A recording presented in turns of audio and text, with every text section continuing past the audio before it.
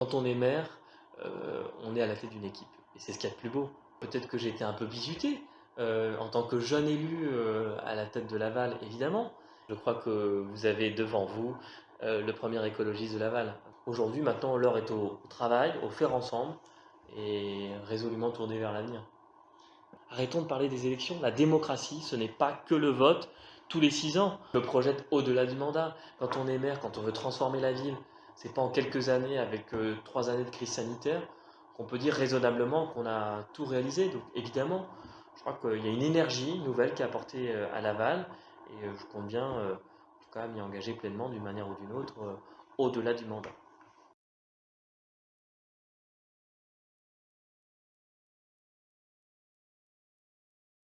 Heureusement, un mandat, ça dure 6 ans, et on se projette toujours d'ailleurs au-delà du mandat, hein. Fabriquer la ville, ça prend du temps. En tout cas, c'est vrai qu'il est important de rappeler le contexte dans lequel nous sommes arrivés, un contexte de crise sanitaire, évidemment, mais un contexte aussi où la ville de Laval avait des difficultés financières et humaines. Et c'est important de le rappeler. Et à partir de ça, il a fallu quand même agir, refonder ce service public municipal pour servir l'ambition et le projet politique que nous portions en équipe. Et je crois qu'au bout de 3 ans, une grande partie du chemin a été menée, malgré les obstacles, malgré toutes les crises que nous n'avions pas évidemment en tête à notre arrivée. Qui aurait pu imaginer que nous pourrions avoir une inflation galopante à ce point-là? Quand vous prenez 5, 6 points d'inflation, évidemment que ça fait évoluer vos marges de manœuvre, mais on peut aussi compter sur le soutien des uns et des autres. On a été chercher des moyens peut-être inespérés. On a profité de cette crise-là pour se mobiliser avec les citoyens, avec les élus, notamment quand il s'agit de l'hôpital. 80 millions d'euros pour notre hôpital de Laval. Je crois que c'est quand même assurer une certaine santé bâtimentaire, en tout cas, de l'hôpital. Donc voilà, je crois que dans chaque crise, il y a des opportunités. On a su les saisir pour servir l'intérêt de la ville et l'ambition de transformation de la ville.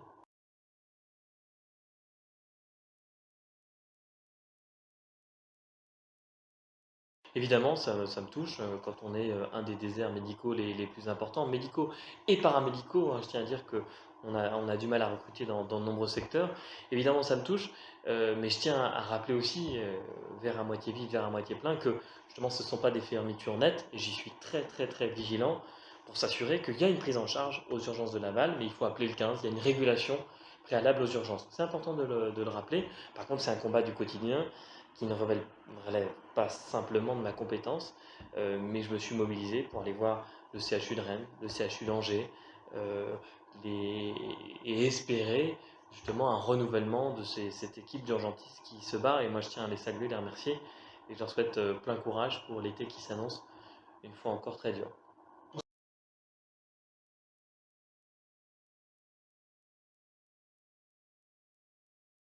Moi, je suis pour l'universitarisation, effectivement, de l'université de l'hôpital de Laval. Je crois que rajouter de l'universitaire dans les petits centres hospitaliers, c'est une manière d'attirer d'autres professionnels. Et je crois qu'on a toutes les capacités, là aussi, pour rechercher, pour expérimenter. Et ça tombe bien, on est en train de porter un projet avec la COMUE, donc la communauté universitaire Le Mans-Angers, pour universitariser ce monde de la santé dans les petits centres hospitaliers. J'espère qu'on obtiendra les fonds européens pour le réaliser. Donc un maire, ça n'est pas simplement la gestion des affaires courantes de la ville, ça va au-delà. Oui, je pense que le maire, c'est un peu le plus petit dénominateur commun de la République. Et donc, c'est vrai que tout le monde se tourne vers le maire parce qu'on le connaît, c'est l'échelon le plus proche. Et même si ce n'est pas notre compétence, il ne faut pas parler technocratie quand on s'adresse au Lavallois. Quand il a un problème, je le prends. Et évidemment, ensuite, je vais voir les différentes institutions, les différents partenaires pour essayer de trouver une solution et en tout cas d'avoir une réponse à son problème. Et ça, c'est ce qui est passionnant dans la mission, c'est qu'on a une vision finalement à 360 degrés, à la fois de court terme pour traiter les urgences, mais aussi de long terme pour transformer la ville. Je crois que c'est le plus bel échelon pour agir, surtout aujourd'hui. Donc 2026, c'est dans 3 ans. Mm. Comment est-ce qu'on se réinvestit, Florian Delco, dans la mission de maire, quand on s'aperçoit que finalement, au sein de l'équipe municipale, on sent bien une sorte de petite usure. Et d'ailleurs, vous, est-ce que Mm. vous sentez cette usure-là? Non, je crois pas. Il y a une motivation qui est sincère. On a la chance d'avoir un projet politique qui est partagé, et ça c'est essentiel. J'ai la chance d'avoir une équipe qui est mobilisée sur le terrain tout au long de l'année, c'est un engagement fort. Et moi-même en tant que maire, je suis maire pleinement engagé à temps plein. Donc je crois que ça permet d'avoir l'énergie suffisante pour servir les Lavallois, et ils nous le rendent bien. Globalement, quand on voit déjà la ville se transformer avec des projets, à la fois des grands projets mais aussi des petits projets, des petites réussites, bah, ça nous donne de l'énergie, du carburant renouvelable pour avancer, évidemment. Et j'ai la chance d'avoir une équipe sur qui je peux compter et qui est au travail et avec la même passion, la même énergie. Par contre, avec une maturité effectivement différente, et c'est tant mieux. Je pense que petit à petit, on prend conscience d'énormément de dossiers, et on les porte encore plus fortement aujourd'hui à mi-mandat.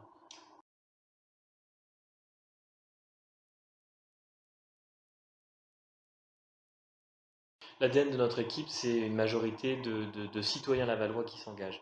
C'est l'ADN de notre équipe municipale avec des valeurs sociales, des valeurs écologistes, des valeurs progressistes, des valeurs démocratiques, c'est important de se le rappeler.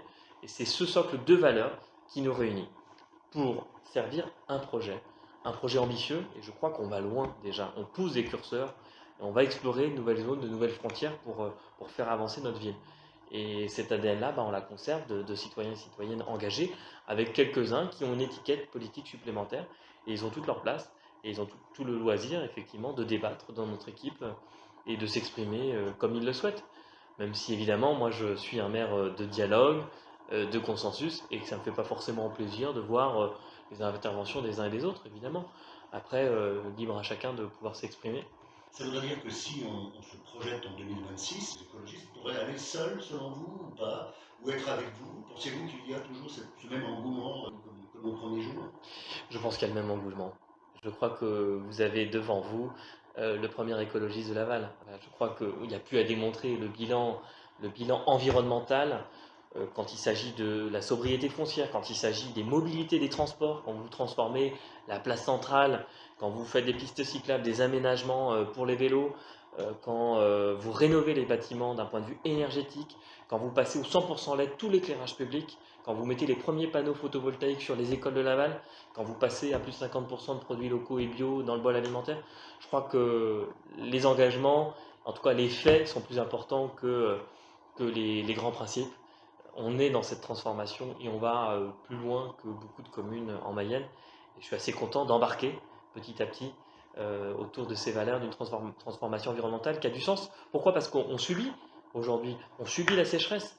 L'été dernier a été l'été le plus chaud pour les Mayennais, avec des restrictions de circulation sur la Mayenne, ce qui n'était jamais arrivé, et des restrictions de consommation, d'utilisation d'eau qui n'étaient jamais arrivées, qui sont prolongées jusqu'à l'automne. Donc ça doit nous interpeller et nous faire agir, et ça tombe bien, on est dans cette action. C'est pas contre nous, c'est pour proposer un autre projet qui ressemblait très fortement au nôtre. Donc je crois que l'union est toujours la même, et le dialogue il est permanent. Il ne faut pas en parler au passé, hein. On dialogue tous les jours, on travaille tous les jours. J'étais encore ce matin avec Isabelle Aymon sur le terrain à rencontrer nos agents des espaces verts. Donc le dialogue il est excellent. Je crois que la direction elle n'est absolument pas remise en cause. La fierté de porter ce projet, ses premières réalisations, elle est complètement partagée par les équipes. Par contre, effectivement, il y a une petite frustration de vouloir faire toujours plus, aller toujours plus loin. Et ça, je pense que je peux que remercier l'équipe de vouloir aller plus loin. Et moi, je partage cette ambition. Mais après, il y a un principe de réalité. Je crois que c'est Jaurès qui disait que la politique, c'est d'aller de l'idéal en se confrontant au réel. Et je crois qu'on est dans le réel avec ses contraintes financières, ses contraintes humaines, ses contraintes d'acceptabilité des projets. Et donc, c'est petit à petit qu'on fait avancer. Moi, j'assume cette stratégie des petits pas, mais je crois que les petits pas vont quand même à un rythme assez intense.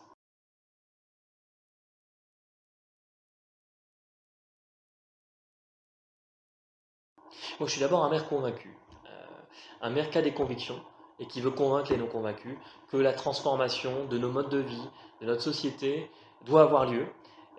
Et je suis convaincu que ça doit être un chemin heureux avec une utopie qu'on essaye de développer à Laval. Moi, je crois que l'avenir est radieux, avec un monde à découvrir, des nouvelles frontières. Je fais mien le discours de Kennedy dans les années 60, qui disait qu'il y a encore beaucoup de découvertes et beaucoup de frontières à explorer, celle de la grande pauvreté, à éradiquer, celle de la transformation environnementale, là aussi des nouvelles zones à conquérir. Donc je suis vraiment absolument pas décliniste, mais à se dire qu'il y a encore beaucoup de découvertes et de défis à relever, et ça me réjouit, c'est le moteur de notre action. Et je crois que c'est important quand on est maire d'être un marathonien. Ça tombe bien, je cours régulièrement, je suis plutôt sur le fond qu'un sprinter qui ferait des petits coups. Je crois qu'il faut rester effectivement cohérent, convaincu, et c'est vraiment l'adage que je fais mien au quotidien, d'avancer petit à petit, et tel un coureur de fond. Et c'est important de ne pas se perdre dans, effectivement, dans la machine à laver qui pourrait être le quotidien, qui pourrait être celle de la petite phrase. Aujourd'hui, il faut réconcilier les Lavallois et plus largement les Français avec le monde politique, et c'est par l'action, et que la parole soit tenue, les engagements soient tenus. Et je crois qu'aujourd'hui, à mi-mandat, les grands engagements de campagne sont tenus, ou s'ils ils ont évolué à la marge, c'est parce qu'il y a un contexte, c'est qu'on a trouvé une autre solution, mais que la solution au problème évidemment donné aux Lavallois et aux Lavallois.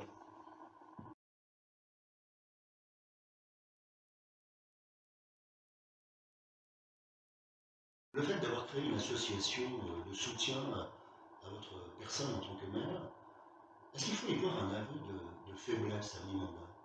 C'est une association de la majorité de la ville de Laval avec l'ambition justement d'élargir l'énergie politique de la municipalité aux citoyens.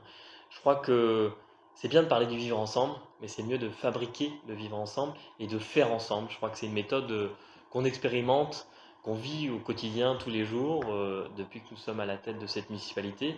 On fait ensemble la ville quand on fait des budgets participatifs, quand on met en place des instances de démocratie participative comme le Conseil des jeunes, comme le renouvellement du Conseil des sages, quand on fait des instances de dialogue au moment où les grands projets vont sortir et qu'on fait un comité de suivi, par exemple de la place d'Urs-de-Vendre, c'est une volonté de fabriquer, de faire ensemble. Et ça va plus loin, dans le giron politique aussi, on doit faire ensemble et préparer l'avenir de Laval ensemble. Et donc cette association est un outil au service de l'avenir politique de la ville de Laval. Donc au contraire, je crois que c'est plutôt une volonté d'élargir nos horizons, d'élargir les publics, et c'est une démarche politique, évidemment, financée sur les deniers personnels des élus, et on avait à cœur de rendre compte politiquement de notre action, on s'y était engagé là aussi. On dit souvent on voit les élus au moment de la campagne, non.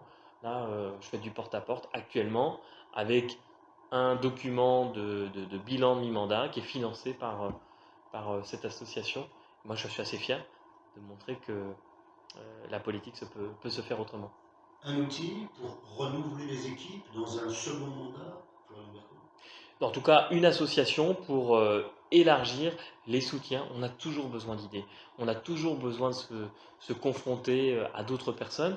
Et donc, c'est plutôt pour élargir, et élargir le travail, pas qu'à la majorité politique, parce que moi, je veux convaincre les non convaincus. Et je crois que c'est en ayant un mouvement et des personnes encore plus engagées, des citoyens plus engagés, et formés à la chose publique, c'est noble. Arrêtons de parler des élections. La démocratie, ce n'est pas que le vote tous les 6 ans. Je crois que la démocratie, c'est un engagement quotidien pour la vie de la cité.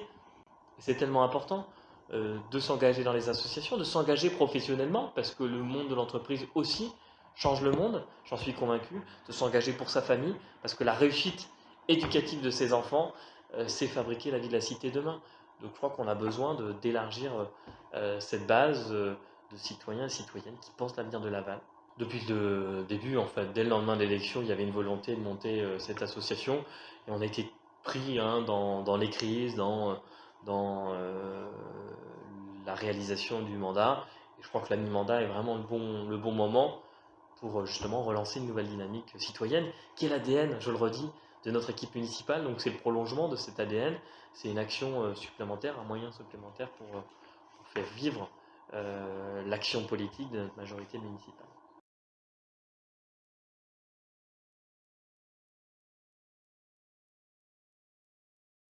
Je crois pas. Je crois que quand on est maire, on est à la tête d'une équipe. Et c'est ce qu'il y a de plus beau. On peut se démultiplier. Et je crois que je délègue énormément de mes missions aux adjoints et aux conseillers municipaux. Il n'y a pas un conseiller municipal dans la majorité qui n'a pas de fonction dédiée. Toutes les équipes ne fonctionnent pas comme ça. vous ne voyez pas dans le journal que la tête du maire. Chaque élu qui porte un projet, moi je suis fier et je suis reconnaissant, va ensuite le défendre auprès des Lavalloises et des Lavallois. Au contraire, je crois que c'est comme ça qu'on fait écosystème politique et qu'on crée la force politique sur des années.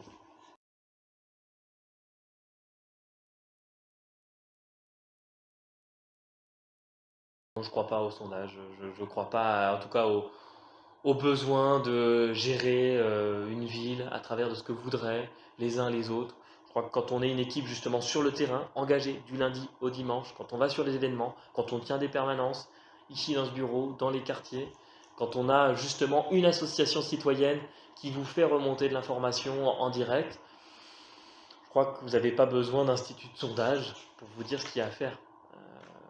Moi, je ressens la ville au quotidien. Comment la ressentez-vous alors?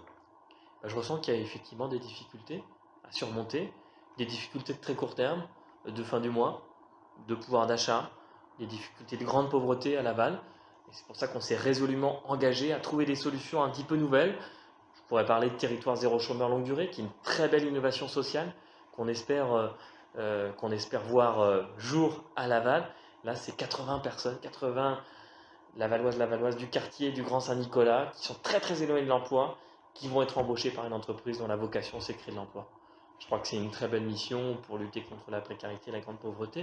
Donc ça, c'est vraiment un engagement fort. Et puis il y a embarqué aussi les difficultés de fin du monde, on en a beaucoup parlé, c'est comment on montre que le changement de mode de vie, c'est du progrès, ça va apporter du positif, du mieux, et assurer à la fois la qualité de vie et la qualité de vie.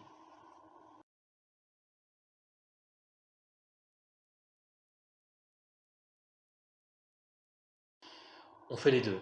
Et on s'est engagé à faire autant pour les quartiers, voire plus, que évidemment sur le centre-ville et notamment la place du 11 novembre. Le budget d'investissement, on va investir plus de 60 millions d'euros sur le mandat avec les cofinancements.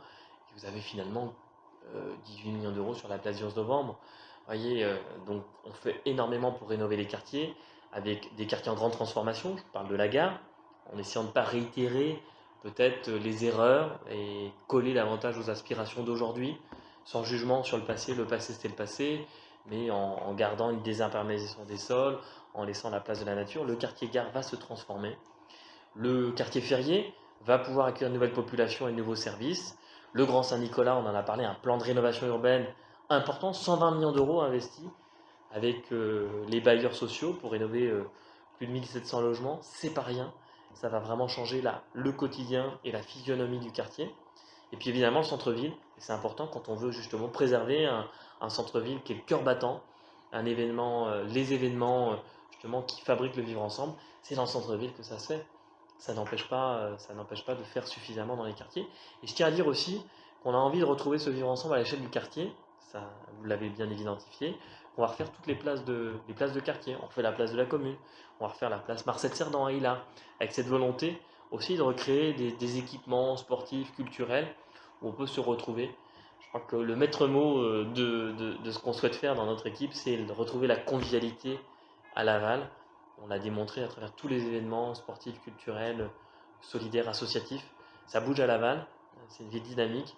Et ça, je pense que c'est en partie dû à nos associations, toutes ces énergies qu'on veut mettre en avant à l'échelle de la ville.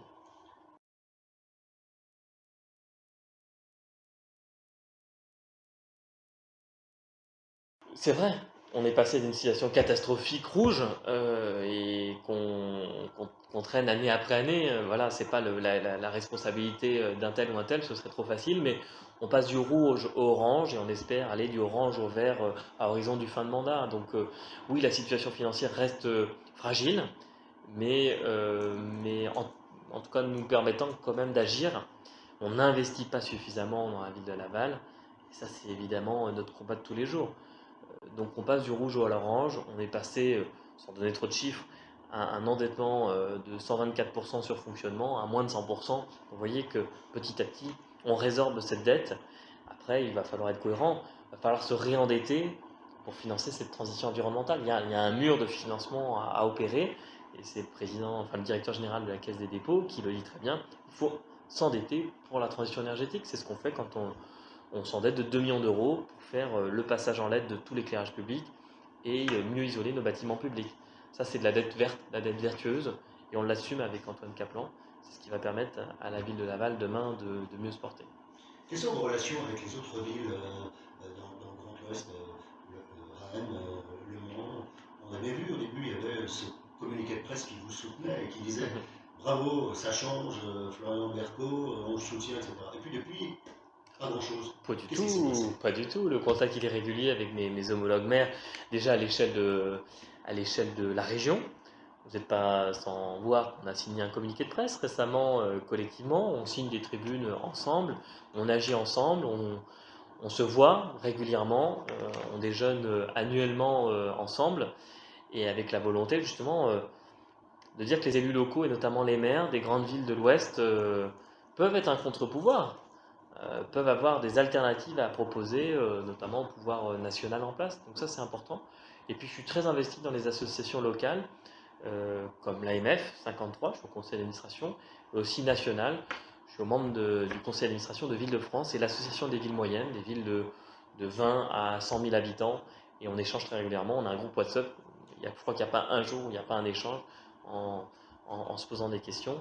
Et je vais bientôt rentrer normalement au conseil d'administration de l'Intercommunalité de France. C'est l'association des intercommunalités. Là aussi, parce que finalement, les moyens, les grands enjeux se jouent beaucoup dans les agglomérations, en tout cas les établissements de coopération intercommunale. Plus départementalement, en Mayenne, comment est-ce que vous êtes inséré dans cette majorité départementale dont vous ne faites pas partie? C'est clair, vous êtes divers gauche, la majorité départementale est plutôt conservatrice à droite. Ça a été chaud au départ, vous vous en souvenez, lorsque vous aviez émis quelques remarques sur les employeurs départementaux, sur les entreprises, ça avait été un peu chaud. Comment est-ce que maintenant vous mettez en phase avec eux?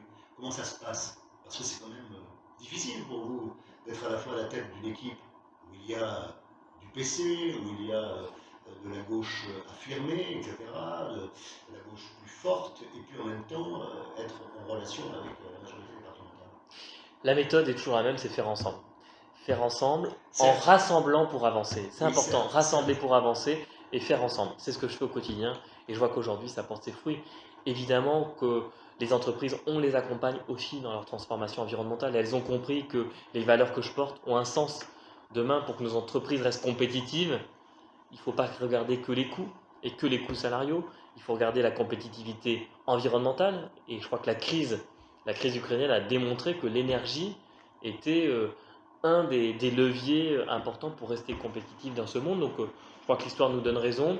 Une compétitivité technologique aussi. Et je crois que l'investissement qu'on peut faire à travers les formations de la Technopole participe de cette réussite de nos entreprises. Et puis politiquement, pour faire avancer notre territoire, il faut savoir se rassembler aussi, quelle que soit la couleur politique. Et je crois que c'est ce qu'on fait, c'est ce qu'on sait faire avec notamment le département, la région et l'État, qui est aussi un partenaire en local très important pour nous.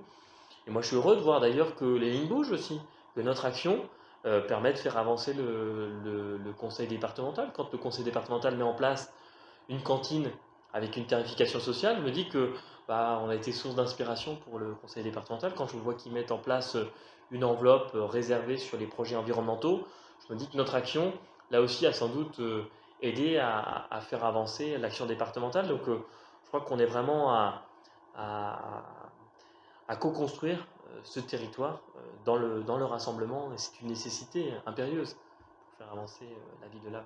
Diriez-vous que vous êtes accepté parmi la majorité départementale? Il est vrai qu'il y a eu un temps d'apprentissage, il fallait apprendre à se connaître, il fallait peut-être que j'étais un peu bizuté en tant que jeune élu à la tête de Laval, évidemment. Et donc je crois qu'aujourd'hui, maintenant, l'heure est au travail, au faire ensemble et résolument tourné vers l'avenir. La ville de Laval a toujours été effectivement une commune avec une masse salariale très importante. On reprochait ça à François Daubin, on a reproché ça à Françoise Oqueto. Comment vous appréhendez cette difficulté? Je ne partage pas du tout le constat que la ville serait trop dotée en agents municipaux pour faire les missions au quotidien. Alors, absolument pas. Quand on regarde la comparaison avec les autres communes, on est globalement dans la moyenne, voire inférieur en nombre d'effectifs d'équivalents temps plein. Donc déjà, c'est poser le diagnostic. Les comparaisons sont difficiles puisque selon le degré d'intégration communautaire d'une commune, les actions ne sont pas les mêmes. Vous voyez, même sur les agglomérations, les EPCI de la Mayenne, vous pourrez prendre le sud Mayenne, par exemple, les compétences sportives sont très très communautarisées. Vous voyez que les dynamiques salariales ne sont pas les mêmes.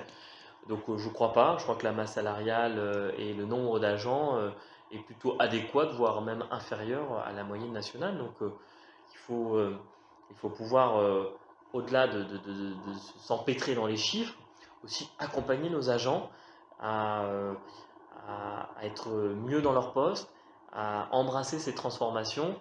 On ne s'occupe pas des espaces verts aujourd'hui comme il y a 20 ans, qu'il y a 30 ans, parce qu'on est passé au zéro phyto, parce qu'on passe en gestion différenciée de 3 niveaux, parce que tout évolue par exemple. Ça c'est important de le dire. Et parce que la ville de Laval assure des fonctions de centralité importantes aussi, quand je pense au CCAS, qui porte aujourd'hui des compétences très fortes qui vont au-delà des frontières.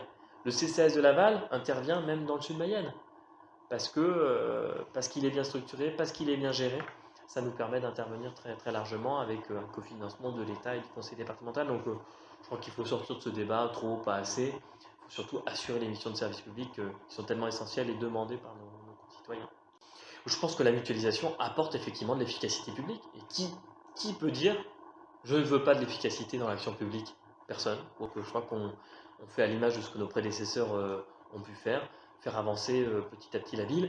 En tout cas, on est sorti d'un certain dogme sur le précédent mandat où on était à faire des réductions de budget, notamment sur la masse salariale. Nous, on est plutôt à vouloir mieux rémunérer, mieux indemniser, rétablir une justice salariale pour nos agents, déprécariser nos agents quand c'est possible. Demain, on a mis à l'ordre du jour du dialogue social tout ce qui est autour des mobilités, comment on peut accompagner sur le forfait mobilité nos agents. Petit à petit, on fait avancer la collectivité, on redore le blason de notre collectivité pour mieux attirer demain. Donc finalement, à vous écouter, Florian Berco, on a l'impression que vous êtes déjà dans le deuxième mandat et vous êtes déjà candidat pour 2026. Je dirais qu'en tout cas, je me projette au-delà du mandat. Quand on est maire, quand on veut transformer la ville, c'est pas en quelques années, avec 3 années de crise sanitaire, qu'on peut dire raisonnablement qu'on a tout réalisé. Donc évidemment, je crois qu'il y a une énergie nouvelle qui est apportée à Laval, et je compte bien, en tout cas, m'y engager pleinement d'une manière ou d'une autre, au-delà du mandat. Au-delà du mandat, avec votre association, pour renouveler peut-être les équipes. Sans doute. En tout cas, on verra. Oui, la démocratie ne se fait pas que par le vote, que par avoir un mandat. Elle se fait bien autrement en étant engagée. Et l'engagement, une société d'engagés, c'est pas que faire des pétitions, manifester, c'est bien plus dur que ça. L'engagement, moi je le conçois comme la confrontation au réel, la confrontation aux contradictions. On en a tous, contradictions personnelles avec les idéaux collectifs que nous pouvons porter. Voilà, comment on peut se dire avoir des valeurs environnementales et vivre dans une maison individuelle ou avoir une voiture carbonée. Ça, c'est une contradiction qu'il faut essayer de résoudre petit à petit. C'est pas simple, mais c'est ça qui est passionnant dans l'engagement. Vous avez 2 mandats locaux, maire et président de Laval-Agglo, une agglomération. Est-ce que vous vous sentez un peu à l'étroit dans ces 2 mandats? Est-ce que vous voudriez peut-être par la suite briguer quelque chose de plus national? En tout cas, je suis très heureux d'être dans un exécutif aujourd'hui. Je crois qu'on peut véritablement changer la vie des gens. Moi, je tiens à le redire. Non, mais faut pas rigoler avec cette démocratie locale. Moi, je suis fier de dire qu'à Laval, depuis que je suis élu, grâce à l'action de l'équipe municipale, quand un enfant naît à Laval, déjà il naît dans une maternité dans de bonnes conditions. Et puis les perspectives de rénovation de l'hôpital font que demain la maternité sera encore plus belle. Il est à Laval, il peut avoir une place en crèche. Et la crèche, on a fait évoluer, on peut avoir une place en crèche ou en halte garderie. Les crèches ne sont plus fermées entre le 1er et le 15 août. Les crèches ne demandent plus aux parents d'amener une couche chaque jour. On a facilité la vie des parents pour le mieux-être de nos enfants et le bol alimentaire en crèche est amélioré avec du bio et des produits locaux. Ensuite, il peut aller à l'école. Dès 3 ans, heureusement, et là, il pourra avoir, s'il est dans un quartier populaire, le petit déjeuner gratuit, ou sinon un petit déjeuner pédagogique. Il pourra avoir accès à la cantine à 1 euro, là aussi avec un bol alimentaire renforcé. Il aura des temps périscolaires on fait des choses extraordinaires. On fait des concours d'échecs, notamment, par exemple, c'est 800 enfants qui ont participé à un concours d'échecs. Puis ensuite, il va pouvoir grandir dans un établissement, un collège, où là aussi, il pourra demain avoir une tarification sociale. Puis il ira dans un lycée, là aussi, il sera bien pris en charge. Et puis il pourra réussir ses études supérieures parce qu'on développe les capacités à réaliser ses études sur place à Laval. Mais c'est du concret. Il pourra devenir parent demain avec un accompagnement à la parentalité qui est renforcé et grandir, s'émanciper. Il pourra offrir à ses enfants des vacances parce qu'on a rétabli les mini-camps pour partir en vacances. Il pourra se déplacer, cet enfant, gratuitement le week-end avec une tarification sociale demain aussi dans les bus. Il peut se déplacer en trottinette électrique, ce qui n'était pas le cas avant. Vous voyez, on a petit à petit, à petits pas, à bas bruit, je pense, fait évoluer la dynamique de ville et il pourra bénéficier évidemment de tous ces grands événements de convivialité qu'on a renforcés avec une volonté de se réapproprier l'espace public. Et c'est pas un hasard, demain vous verrez davantage de spectacles de rue émerger. On a eu le mot et le ruban rouge qui nous a beaucoup questionné. On a vu apparaître la guinguette à Saint-Nicolas qui nous rassemble tout l'été. Voilà, tous ces éléments de convivialité font que je pense que la ville de Laval avance dans une dynamique qui est positive. Et qu'est-ce qu'il reste à faire pour ces 3 ans-là? Encore plein de choses. C'est-à-dire? Bah, déjà finaliser les grands projets qui sont en cours, hein. Certes. La rénovation de la gare, Ouais. la transformation du centre-ville, et c'est un combat. Moi, C'est un combat, parce qu'effectivement, les commerçants se plaignent. Bah, non, mais c'est un combat pour les commerçants, et je remercie les commerçants de parier encore sur le centre-ville, l'avenir du centre-ville. Moi, je les remercie d'être présents au quotidien et de se battre à nos côtés. Évidemment, et si on le fait, c'est parce qu'on est convaincu que si on n'avait rien fait, l'inaction était plus coûteuse que l'action. Et donc, je crois qu'on a encore 2 ans difficiles de travaux à mener. Puis après, on se rassemblera tous, évidemment, à se dire, mais quel beau projet, heureusement qu'il y a eu cette action à mener. Donc on se rassemble, il y a des combats encore à mener sur ces grandes transformations. Il y a encore des logements à rénover dans différents quartiers et je crois que les bailleurs sociaux sont pleinement engagés, mais il y a encore énormément de programmes à réaliser. Enfin, on ne manque pas d'idées, on ne manque pas d'ambition, il y a beaucoup d'actions à mener collectivement. Je crois que Laval avance, Laval est dynamique, Laval est solidaire, Laval est engagé pour la transition et l'équipe est mobilisée. Évidemment, naturellement, en tant que maire, avec l'équipe municipale, je reste à votre disposition.